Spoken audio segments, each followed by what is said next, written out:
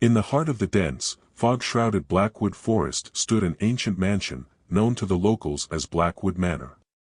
For decades, it had been abandoned, shunned by the townsfolk who whispered of its dark history.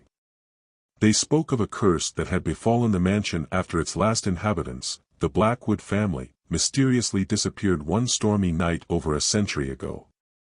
One autumn evening, driven by curiosity and a love for urban legends, three friends, Sarah, Mark, and Emily, decided to explore the manor. Armed with flashlights and a sense of adventure, they made their way through the forest. As they approached the manor, the air grew colder, and an eerie silence enveloped them.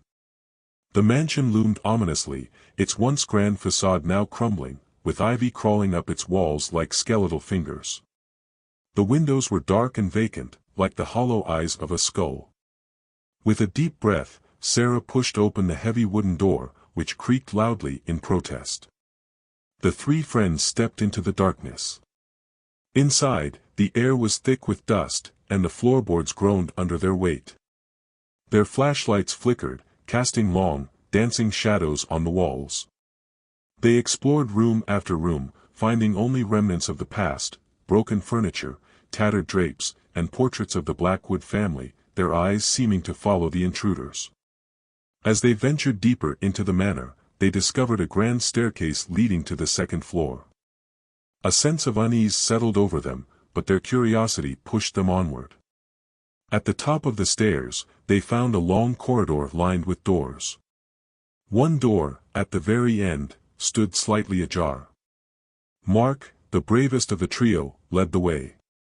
As they approached the door, they heard a faint, rhythmic tapping coming from within. Mark pushed the door open, and they stepped into a dimly lit room. In the center stood an old rocking chair, swaying gently back and forth as if moved by an unseen hand. Emily gasped, pointing to the far corner of the room. There, in the shadows, stood a figure, a woman dressed in a tattered, old-fashioned gown, her face hidden by a veil. She raised her head slowly, revealing hollow, empty eye sockets. A chill ran down their spines as the figure spoke in a raspy, otherworldly voice. "Why have you come to disturb my rest?" Frozen in terror, the friends could only stare. The ghostly figure began to float towards them, her movements slow and deliberate. The tapping sound grew louder, more insistent. It was then that Sarah noticed the source of the noise, a large, antique mirror on the wall. In its reflection, she saw the room as it had been a century ago, filled with life and light. But there, in the mirror's depths, was the true horror. The reflection showed the Blackwood family, gathered around a dining table.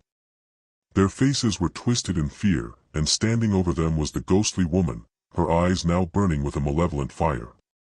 She reached out towards the mirror, and as her fingers touched its surface, the glass began to crack. "We must leave, now," Sarah shouted, breaking the spell of their fear.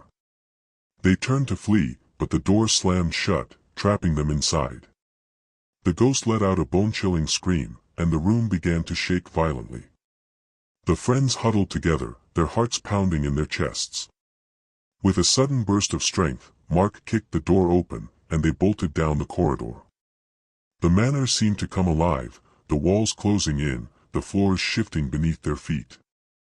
They stumbled down the stairs and raced towards the exit. As they burst through the front door, the manor let out a final, thunderous roar. The ground shook, and the ancient building began to collapse in on itself.